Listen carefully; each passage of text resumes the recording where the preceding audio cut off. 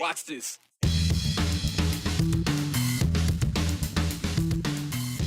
Congress is working to get back on course after the longest government shutdown in American history.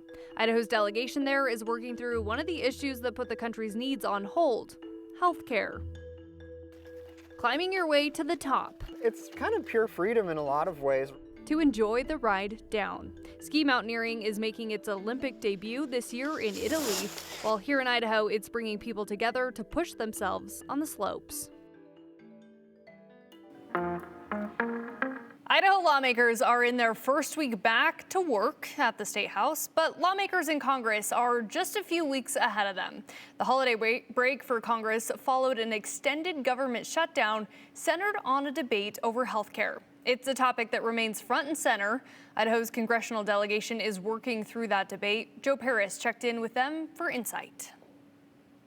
Conversation in Congress continues. What to do with the American healthcare system? Well, we continue to work on the healthcare issue. I think that the affordability of healthcare is one of the biggest issues in America right now. Idaho Senator Mike Crapo chairs the Senate Finance Committee. He has pushed for new ideas on what to do with the healthcare system in terms of what happens next after the ACA enhanced tax credits expired at the end of 2025. Republicans believe that it needed cost reform and it was fraught with waste, fraud, and abuse.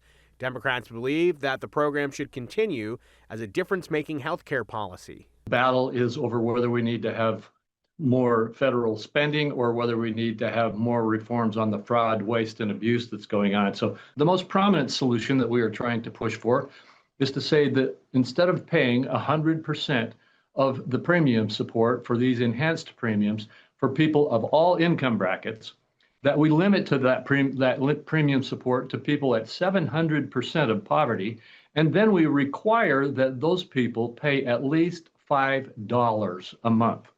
And if they have to pay $5 a month, then that stops the existence of ghost premiums or ghost policies that don't even exist. And we think there will be hundreds of billions of dollars of savings that will then translate into reductions in premiums. Across the Capitol, Idaho Congressman Mike Simpson is focused on the same debate. And what we've got to do is find a way to reduce the cost of health care. Republicans passed a bill end of December before we went home for the holidays that addressed that in a few different areas. But there's a lot of work that still needs to be done to reduce the cost of health care, not just subsidize it. The one bill that was mislabeled, I guess, or misnamed was the Affordable Health Care Act. And when it passed, we all said, the one thing this is not is affordable. Simpson recently voted no on extending enhanced ACA tax credits, but does see a path where they are approved as debate continues. I think you'll probably see those healthcare subsidies extended for a brief period of time. How long, I don't know. Maybe 6 months, maybe a year, while we try to get the rest of the stuff. But what the Democrats want is to just extend those healthcare subsidies for 3 years without doing any of the reforms that are necessary. And that's supposed to cost us $85 billion or something like that.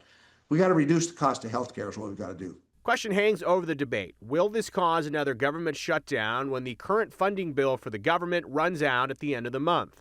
Lawmakers are working through those budget packages right now. It's not in anybody's interest to shut the government down. It's never good policy. It's never good politics. I've said that a million times. And I think the Democrats realize that now, too. Even though they talk about potentially shutting the government down, I don't think they really want to do that. So hopefully we'll get them all done in the next couple of weeks.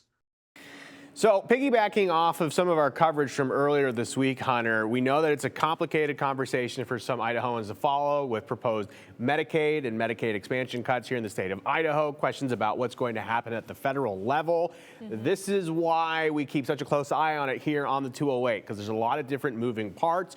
Going back to that government session or government shutdown, again, the current government funding ends at the end of this month. They're very close to getting 2 more pieces of legislation done that would essentially keep the government running financially. However, Congressman Simpson told me that what happened in Minneapolis, especially with the extra pressure with the ICE protests and the government interaction there is going to be maybe a little bit of a gum up works, is what he said, in terms of getting some of the Homeland Security budgets passed. So we'll see. maybe could shut down still, but they're still optimistic, fair to say? Yeah, optimistic it doesn't happen, but you never know what in the news cycle could create a new problem in D.C. Cautiously optimistic. Okay, Joe, thank you.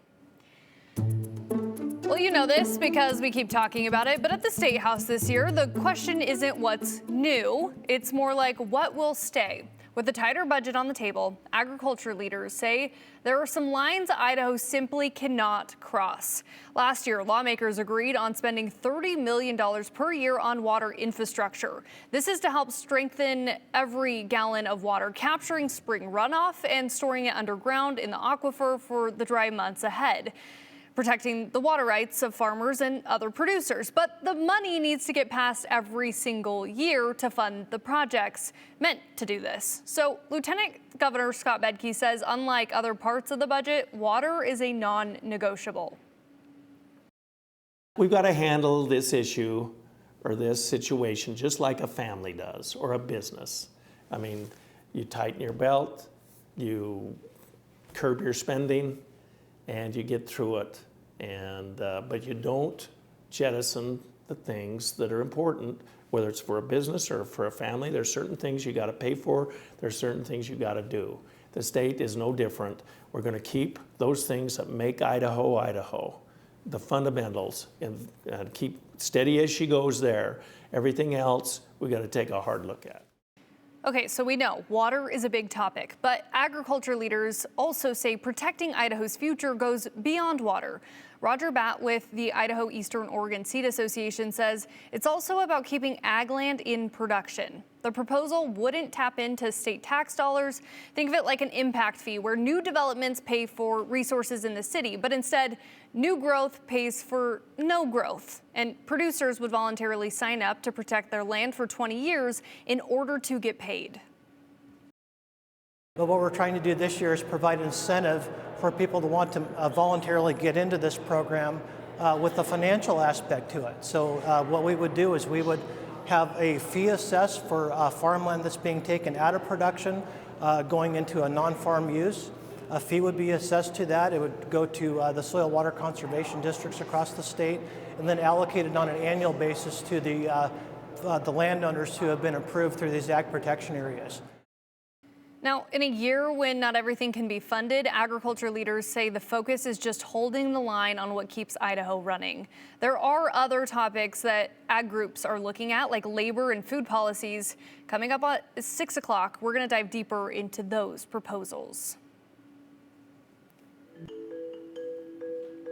And Idaho City will start using drone technology to help out its police department, plus how you can apply for a controlled black bear hunt. But first, Idaho families can now apply for a parental choice tax credit.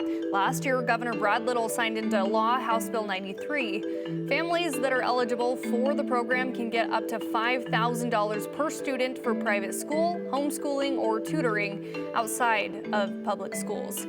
Nearly $50 million for the program are coming from state funds. The Idaho State Tax Commission says it's had more than 3,300 applications since the applications opened at midnight. A local police department is trying out a new way to respond to emergencies. The Caldwell Police Department is starting the first drone program as a first responder in the state. The picture right here that you're seeing was taken by one of those drones. The goal of using the technology is for quicker response times and a better understanding of what's happening on the ground before officers arrive to the incident. You are invited to see how it all works at an open house next Thursday at 5 o'clock at the police department. All right, are you hoping to take home some big game this spring? Well, Idaho Fish and Game has opened their applications for black bear controlled hunts. You can apply online at gooutdoors.com, the Fish and Game mobile app, at any Fish and Game regional office, or by calling Fish and Game. The deadline to apply is February 15th, and then there will be a random drawing to decide who can take home the tags.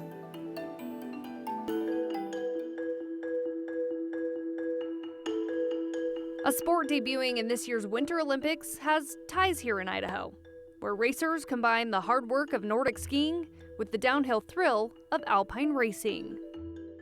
And have any thoughts, comments, or questions? Text us at 208-321-5614 with the hashtag 208, legislative or ski related. We'll take a look at them at the end of the show.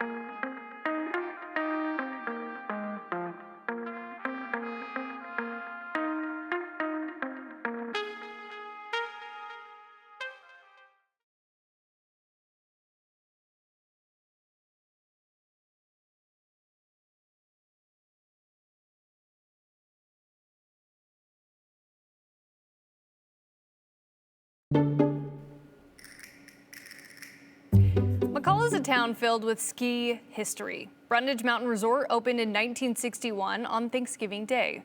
According to the McCall Ski Heritage Foundation, 3 men talked about the need for a bigger resort in the area. Those men were Olympic ski champion Corey Engen and businessmen Warren Brown and J.R. Simplot. Now, skiers and boarders have the option between 5 lifts and dozens of runs to hit. Before Brundage, there was Little Ski Hill. It opened in 1937 with Brown and Engen running operations. And back then, toboggan sleds served as lifts. And now, after several years of evolution, a T-bar is the way up the mountain there. But we're about to show you a sport that leaves all of that help of the slopes behind. A sport that mixes up the hard work of Nordic skiing with the reward of flying down the mountain. Abby Wilt reports from Little Ski Hill. There's a new Olympic sport coming. It's called ski mountaineering, ski-mo for short. Today, we're gonna try it out at Little Ski Hill in McCall. Ski mountaineering, or as the professionals call it, ski-mo.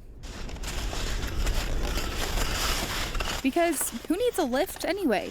If you can do this, it opens up kind of infinite possibilities. Skier Ryan Gelfie describes the sport as true freedom. If there's fresh snow, coming out and getting fresh tracks before work, that's pretty worth it. But ski-mo didn't start as a hobby. Long before it became a sport, ski mountaineering was a necessity. Various cultures used ski-mo as a way to simply survive, traveling through steep snow terrain to hunt and trade, especially across Scandinavia. In the late 19th century, skiers in the Alps realized those same techniques became the only way to climb steep mountains that lifts, roads, and trails couldn't reach. The first ski-mo competition was in 1933 in Italy, and by 2002, the sport got sanctioned by the International Ski Mountaineering Federation, giving it a governing body. Now, racers compete across the U.S., including in McCall, Idaho at Little Ski Hill. Now, ski-mo's making its debut this year at the 2026 Milan Winter Olympics. So they're pretty short, high-intensity races that are going to be in the Olympics. But how exactly does ski-mo work? What do we have? What do we have here? First, you need skis with ski-mo bindings, which only lock in the front of your ski boot, not the back. That gives you flexibility to walk. Right now you're in walk mode. The ankle will flex forward and back, and when we go to ski downhill, you flip that buckle and it gets pretty stiff, like a downhill boot would.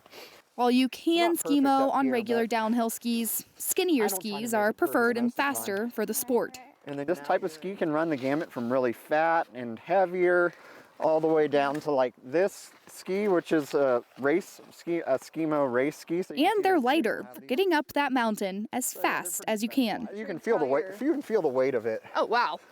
That's like It weighs maybe a third or Yeah. like maybe half as much as those. Next, you're gonna need your skins. Those stick to the ski and they're grippy on the bottom so you don't slide back down the mountain. These are skins, or this is a skin. This is what you put on the bottom of the ski so you can go uphill. This fabric goes forward nice and smooth, but it's got this one-way fiber to it. Okay. So it doesn't slide back. You can go, you could go straight up that hill if you wanted. Lastly, grab your poles and up the hill you go. It's not that different from hiking. But hiking, you're signing up to walk up a mountain. Skiing, why would you? Usually when you're skiing, you get, your nice relaxing lift up and then a pretty easy ride down. Talk through, this is a workout. This is a hard workout, yeah, if you want it to be. Yeah. And I think that's the fun part about whether it's a race or you're just out ski touring, it's a choose your own adventure in terms of how hard you want it to be. Gulfy says that's the fun of it. Skimo allows him to ski whenever he wants, wherever he wants, as long as there's snow. It's fun, to be fit and be able to climb mountains. And the races, he says those are a way to meet other skimo enthusiasts. It brings that whole group of people together. You're like, oh wait, there's dozens and dozens or hundreds of people that like this stuff. With no lift required. There's all this great public land across Idaho. Most of it you can go ski on. Awesome. and I think it's pure freedom. It's really fun. It's a great way to train and stay fit, and it's pretty addictive. If you want to try out ski mountaineering for yourself, Little Ski Hill is having a skimo race on February 14th that you can sign up for. And that's just a couple of days after the Olympics start that we will have all coverage on KTVB. Reporting at Little Ski Hill, Abby Wilt, Idaho's News Channel 7. Okay, like Abby mentioned, you can watch Olympic ski mountaineering right here on Channel 7. But if you're new to the sport, here's a breakdown of the events and what the competition will look like. Olympic ski mountaineering consists of 3 events. There's the men's sprint, women's sprint, and a mixed relay. Skiers will compete in elimination rounds, leading to the championship race, where skiers will try to bring home the gold. The Olympics estimate that a typical skimo race takes about 3.5 minutes per heat. Skimo athletes will compete in Bormio, that's over in northern Italy. And the Winter Games kick off on February 6th with the opening ceremony. Skimo races are scheduled for February 19th and 21st.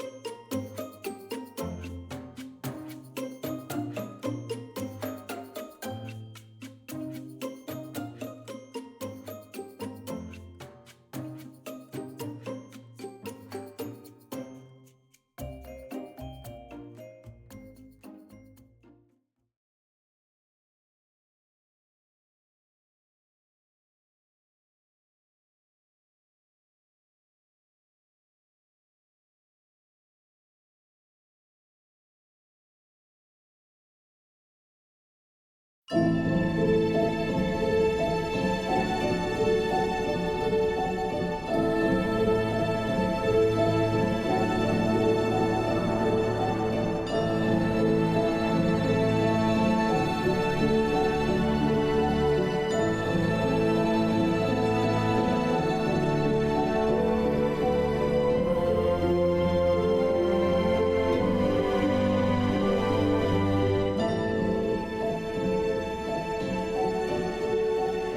beautiful images there of that rime ice that has been coating trees and plants across the Treasure Valley within the dense fog, the dense freezing fog that we've been blanketed with today. Unfortunately, that rime ice can also accumulate on roadways and on sidewalks. It looks like snow. This was a photo captured by Melissa Stewart and posted in our Idaho Weather Watchers Facebook page from earlier today. I saw this in Nampa as well, but that is just those ice crystals accumulating on the roadways, makes things slippery, which adds insult to injury when we already have that reduced down to zero visibility in many spots. So looking outside right now, we're still socked in across much of the valley. Ontario, just 29 degrees, visibility near zero there. Gray and gloomy in Boise, where we're still sub-freezing as well. These days, if you want to find the sunshine, you have to head to the mountains. Gorgeous clear skies for Sun Valley and McCall, both of which are 5 to 6 degrees warmer than we are right now. Very good evidence of that inversion, our topsy-turvy atmosphere. Visibility across the I-84 corridor is dismal right now. It hasn't moved a whole lot today. Down near zero or below half a mile from Ontario all the way out to Twin Falls. It is not going to improve overnight. So we keep first alert weather conditions in place tonight into tomorrow morning for that thick fog that will keep visibility poor, for the freezing fog, those ice crystals that form within or that freeze onto surfaces with those sub-freezing temperatures. That can keep things slick as well. So allow extra travel time tonight through the morning commute tomorrow and likely into the afternoon. But here's what's happening. We still have this big, strong ridge of high pressure, but the axis or the core of the ridge has shifted a little to the west and is going to amplify further northward during the day tomorrow. As the core of that shifts further away from the gem state, we may see a reduction in the dense fog. It may let up a little bit during the day tomorrow. I do think we'll start off with poor visibility, dangerous driving conditions, but in Boise, we may see a little bit of sunshine tomorrow afternoon. If we do, we may warm a little further than 37 degrees, but I do anticipate that tomorrow, for the most part, is a repeat of today, especially for the lower Treasure Valley where that cold air just remains locked in. So it will be cold tomorrow morning, in the 20s again across the Treasure and Magic Valleys, teens, 20s, and even sub-zero up in the mountains with those clear skies in place. Abundant sunshine again in the higher elevations, upper 30s around Sun Valley, upper 20s for McCall and Stanley. We will see foggy conditions and highs only in the 30s for the Treasure Valley. A little warmer for Twin Falls, reaching for 40 there, where we may see that fog let up a little earlier in the day. And again, temperatures these days, take them with a grain of salt across the Treasure Valley, because if the fog does lift a bit, if that sunshine can break through, we will get warmer than what I'm forecasting. But the places that stay socked in really will stay quite chilly over the next several days. Here's that 7-day outlook. This shows not much changing as far as conditions go. I do think the fog will start easing as the high pressure maybe starts easing a bit by the end of the weekend, but we do keep that inversion in place and dry, stagnant conditions at least through the middle of next week. Next Thursday into Friday, we may see a change coming in with a shakeup in our weather pattern as this inversion could finally lift late next week. All right, it is 5:23. Let's take a look at those traffic conditions out there right now. As you would anticipate, the fog is keeping things slow from the connector, the Flying Y in Boise, all the way into Canyon County. You're going to hit pockets of slow traffic as we look at our current traffic flow. You see the red lines on those westbound lanes. That's I-84 from the Flying Y merge point through Meridian all the way out into Nampa. It is slow and go. So avoiding the interstate might help you a little, but remember the fog is prevalent everywhere, not just across I-84. So it is going to be slow going as you're out and about on this Thursday.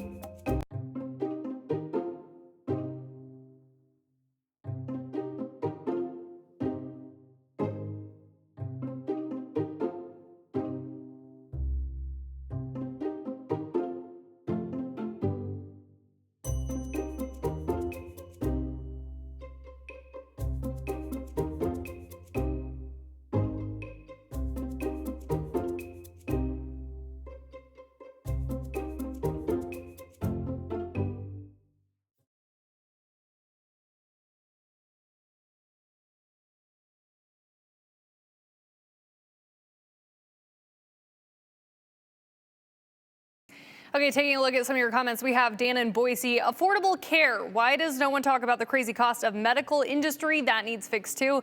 You're not wrong. It's expensive. There was an announcement today because of those concerns about affordability. Trump administration announced a plan aimed at lowering healthcare costs, and that's also a challenge because it's at the end of ACA ending, but there's still a lot of details missing there. So we'll see what happens next, maybe.